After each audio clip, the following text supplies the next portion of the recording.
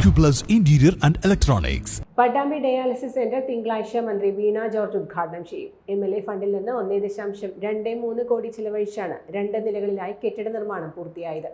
ഏറെ കാലത്തെ കാത്തിരിപ്പിനൊടുവിലാണ് പട്ടാമ്പിയിൽ ഡയാലിസിസ് കേന്ദ്രം തുറക്കുന്നത്. നിരവധി രോഗികൾ ചികിത്സയ്ക്കായി കാത്തിരിക്കുന്നുണ്ട്. MLA ഫണ്ടിൽ നിന്ന് 1.23 കോടി ചെലവഴിച്ചാണ് പട്ടാമ്പിയിൽ ഡയാലിസിസ് കേന്ദ്രം സജ്ജമാക്കിയത്. 2 ഷിഫ്റ്റുകളിലായാണ് ആദ്യഘട്ടത്തിൽ ഡയാലിസിസ് നടത്തുക. പട്ടാമ്പി താലൂക്ക് ആശുപത്രിയിൽ രജിസ്റ്റർ ചെയ്ത രോഗികളുടെ മുൻഗണനാക്രമം അനുസരിച്ച് ഡയാലിസിസ് ആരംഭിക്കും. 10 കിടക്കകളുണ്ടെങ്കിലും 8 യന്ത്രങ്ങളാണ് ഇപ്പോൾ എത്തിയിട്ടുള്ളത്. കൂടുതൽ യന്ത്രങ്ങൾ ഉടൻ എത്തുമെന്നും യൂണിറ്റിന്റെ പരീക്ഷണ പ്രവർത്തനം വിജയകരമായതായി മുഹമ്മദ് മോസിൻ MLA പറഞ്ഞു.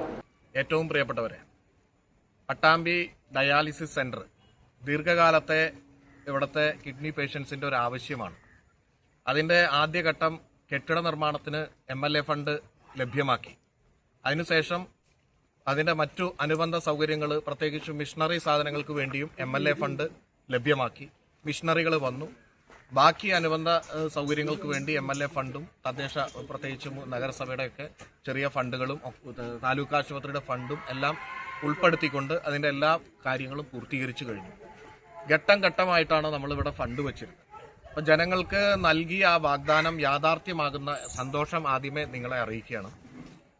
ഇവിടെ പേഷ്യൻസിനെ എടുക്കുന്ന പ്രവർത്തനങ്ങൾ വളരെ കൃത്യമായി നടന്നു. യാതൊരു ഇടപെടലും ഇല്ലാതെ വളരെ ശാസ്ത്രീയമായി അവരുടെ ആരോഗ്യ കാര്യങ്ങളും സാമ്പത്തിക കാര്യങ്ങളും പരിശോധിച്ചാണ് രോഗികളെ എടുത്തിട്ടുള്ളത്. അത് ഡയാലിസിസ് പേഷ്യൻസിനെ എടുത്തിട്ടുണ്ട്. ഡയാലിസിസ് ടെക്നീഷ്യന്മാരടക്കം 7 പേരാണ് നിലവിൽ കേന്ദ്രത്തിലെ ജീവനക്കാർ. ഇതിൽ 4 പേർക്ക് പരിശീലനം ലഭിച്ചിട്ടുണ്ട്. ചാലിശ്ശേരി, ഷൊർണൂർ, ഒറ്റപ്പാലം എന്നിവിടങ്ങളിൽ ഡയാലിസിസ് കേന്ദ്രങ്ങൾ പ്രവർത്തിക്കുന്നുണ്ട്.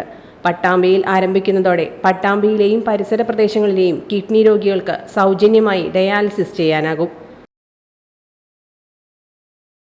Time kids pre school, Mannannur road, Vaniyamkulam. .View news. കാഴ്ചകളാണ് ലോകം, കണ്ടു തുടങ്ങുക.